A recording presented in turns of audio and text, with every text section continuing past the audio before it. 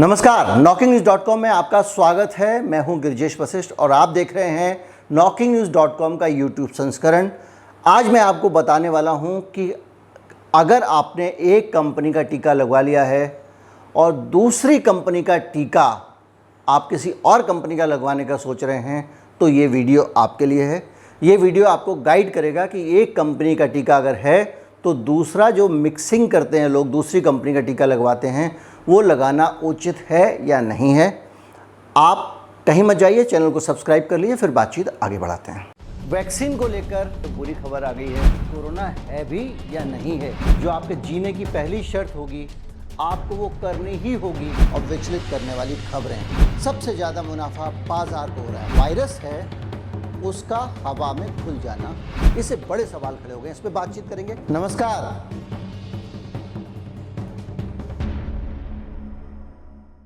आपने बहुत सारी खबरें देखी होंगी, कई तरह की खबरें देखी होंगी, जिसमें कई स्टडीज़ और रिसर्च आए हैं जो कहते हैं कि अगर दो टीके मिक्स कर दिए जाएं तो आपको ज़्यादा प्रोटेक्शन दे सकते हैं। दो टीके मिक्स करने के बाद 95% से ज़्यादा प्रोटेक्शन आता है। इस तरह की बहुत सारी खबरें और सूचनाएं हमारे आसपास गुजरी हैं, हमने भी कई दफ़ा देखी हैं।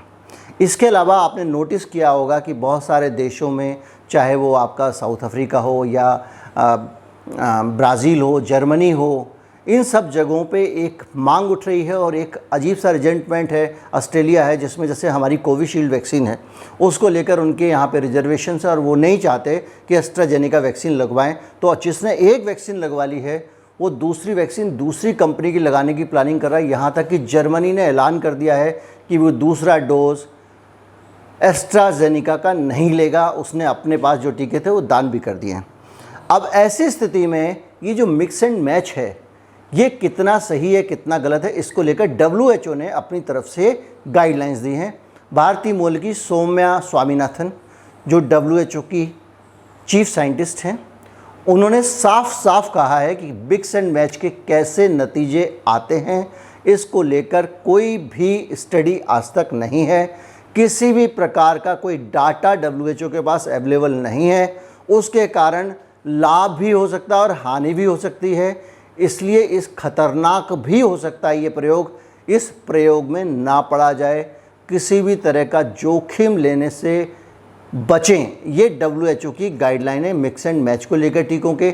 सौम्या स्वामीनाथन ने कहा कि बड़ी संख्या में इस तरह की बातें आ रही हैं। अलग अलग देशों में लोग अपने अपने तरीके से मिक्स एंड मैच कर ले रहे हैं, जो कि खतरनाक हो सकता है। उन्होंने ये भी कहा कि पूरी दुनिया में समान डिस्ट्रीब्यूशन नहीं है टीकों का। गरीब देशों के पास टीके नहीं पहुंच रहे हैं, अमीर देशों के पास टीके हैं। ये स्थिति पूरी दुनिया के लिए ख़तरनाक हो सकती है, क्योंकि गरीब देशों में बीमारी फैलेगी, वहाँ पे नए नए वेरिएंट बनेंगे और फिर वो वेरिएंट आकर टीके का सुरक्षा चक्र भी तोड़ सकते हैं। सौम्या स्वामीनाथन ने एक चीज़ और कही है जो सबसे ज़्यादा सोचने वाली है, और वो ये है कि जो बूस्टर डोज की बात बार बार हो रही है, कोई कह रहा है तीसरा टीका लगाना पड़ेगा, कोई कह रहा है कंप्यूटर के एंटीवायरस की तरह वायरस तो इम्प्रूव करना ही पड़ेगा, कोई कुछ कह रहा है।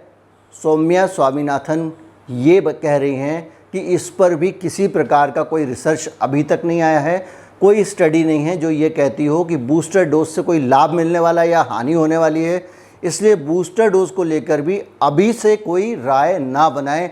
मैं आपको एक चीज़ और आने वाले समय में वीडियोज़ में बनाने वाला हूँ कि ये जो कोरोना का जो टीका है, भले ही अभी तक ये दावा किया जा रहा है कि ये सभी वेरिएंट पे काम करेगा, लेकिन एक जो नई टेक्नोलॉजी आई है जिसको कि पेंटागन ने विकसित किया है अमेरिका के, उस टेक्नोलॉजी में आपको बाकायदा इलेक्ट्रॉनिक तरीके से